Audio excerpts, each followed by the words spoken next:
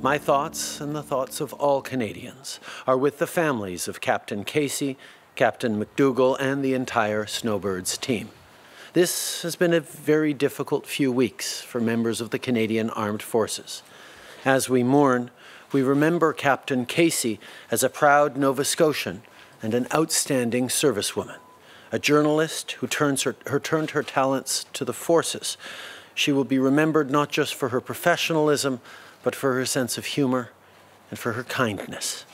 As we honor her, we pay tribute to the bravery of all those who serve today. The Prime Minister there from earlier today speaking about what happened over the weekend. Of course, a Snowbird jet crashing near Kamloops, British Columbia, shortly after taking off. Captain Richard McDougall survived and is expected to recover, but Captain Jenn Casey, the fleet's public affairs officer, you can see her there, passed away in the crash. And we're joined now to talk about Captain Casey with Corinne MacLellan. She was Jennifer's friend of 16 years. She joins us from Halifax. Hi, Corinne. Good to see you. Hi, Vashi. Thanks for having me. I'm really sorry for your loss. I've heard so much about Jenn over the past few days from people, many journalists who knew her well, many people among friends that I have as well who spoke so highly of her. Tell us a bit about Captain Casey. Well, I mean, it's one of those things where after you say it enough times, it feels like a cliche, but she really did, light up a room when she walked in. The one thing about her smile was that it was so infectious that you just could not respond. And there was a bit of mischievousness in there too. She had a dedication and a commitment that was, I think, I would say unmatched. Her drive literally took her to the skies, and I think to her dream job. And we were just so proud of her. We were just so proud of her here in Nova Scotia. I mean, I met her as a student. I met her as a journalism student.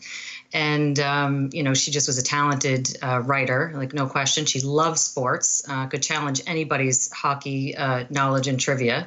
I would hold that to this moment. And she could hold her own in a scrum, which I know you guys all appreciate. We sure do.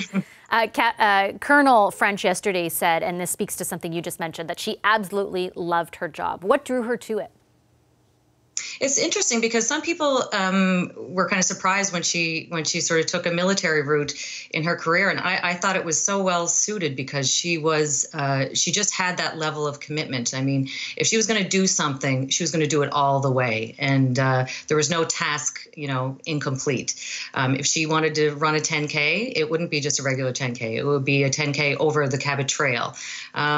She wasn't satisfied with just learning how to do one job at a radio station. She needed to know how to do everything. She needed to know how to operate everything, how to, I remember her explaining to me, the intricacies of her new job when she was so excited when she started to, work in the field.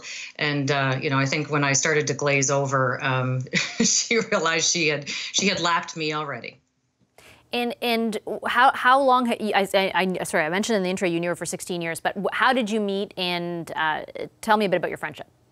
Yeah, absolutely. So we met. She was a journalism student, and she was writing game recaps for the men's university national basketball championships here in Halifax. And she was, really excited to kind of get in there and that kind of thing. But just like any person who might be mentoring or having students a part of your operation, I wanted to kind of caution her about, this is an aggressive environment, sports reporting, and also it's a highly competitive event. And so, tempers are high, and people come off the floor, and there are scrums, like as I mentioned before, and so I remember talking to her about what that environment was going to be like, and I kind of worried a little bit about her, and I needn't have worried. She had the sharpest elbows of anybody, and if she needed to have an answer, she was going to get it. And it served her very well in her career because, like I said, there was nothing she did halfway. It was always full throttle. And how did your friendship evolve over the 16 years? Well, interestingly enough, so she went on to, obviously become a journalist, but she always found time to, volunteer for events that I was working on, whether it was tall ships or something at Citadel Hill or whatever. She just loved to be in the action. In fact, a few years ago, I was in Toronto in the corner of Bay and Wellington, and we were putting up a replica Peggy's Cove Lighthouse. And from across the street, I could hear Jenn's voice, and just by happenstance. And anyway, she came over. We were doing a bit of a promotion to promote Nova Scotia, her home province that she loves so much. And it was kind of like she didn't want to leave, but she had to because she was with colleagues. And so at the time, I really did want to say, here's your marching orders. Love to have you on board, but yeah, so it's just, I mean, she's so missed, and I can't believe that we're having these conversations, but we are. I know.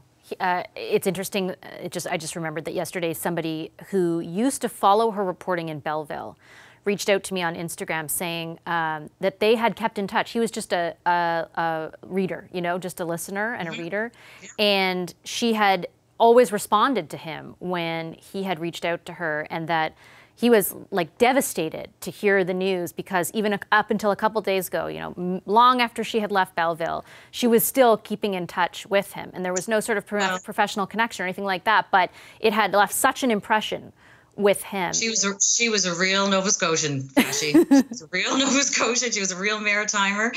And the thing about her was that, for all of that she had accomplished, her ego never really matched that. She maintained a humility that was really unmatched. She just really did. And like I said, and at the beginning of our conversation here, when she walked into a room, not only did she light it up, but she made you feel like you were the center of her attention. And I think that's what made her an excellent reporter, it made her an excellent communicator. In this last mission that she was involved in, I think that the country felt that from her. I mean, she took all that she had and she gave it to this country. And I think we all owe her a debt of gratitude. And I know that I personally will hold her in my heart, and I will thank her daily, for what she did in this difficult time that we're all in, particularly here in Nova Scotia. I mean, it has been a very difficult number of months. Yesterday, Colonel French said that the reason that there was such a positive public reception to Operation Inspiration, which is, I think, what you're referring to, the operation that those snowbirds had been on, was because of her, and because of the public outreach that she did and the way in which she communicated around the operation, and that so much of its success was attributable to her. It absolutely was. And, I just think about myself, even today, fumbling between all these different platforms that we're on and so on and so forth. And I just think of her, sort of looking at me as the dinosaur that I am, trying to navigate certain things. And she really she was a whiz. I mean, she just, like I said before, it wasn't enough for her to learn how to do something. She had to master it. And she was the best at what she did, and that's why she was in the role that she was in. And I was so happy, when I learned that they were doing Operation Inspiration and they were coming this way, because I knew she would be so happy. And so we messaged just a couple of weeks ago when it had been announced. And then when she was on her way, we messaged back and forth. And I can't begin to say how grateful I am that I had an opportunity to tell her how proud I am of her, and will always be. And certainly I know that she was feeling how proud Nova Scotia and our country is of her. We sure do owe her a debt of gratitude. Thanks very much, Corinne. Appreciate you making the time for us tonight and sharing your memories of your friend. Thanks for telling Jenn's story. Hi, I'm Vashi Capellos, host of Power in Politics. See more of our show by subscribing to the CBC News channel or click the link for another video.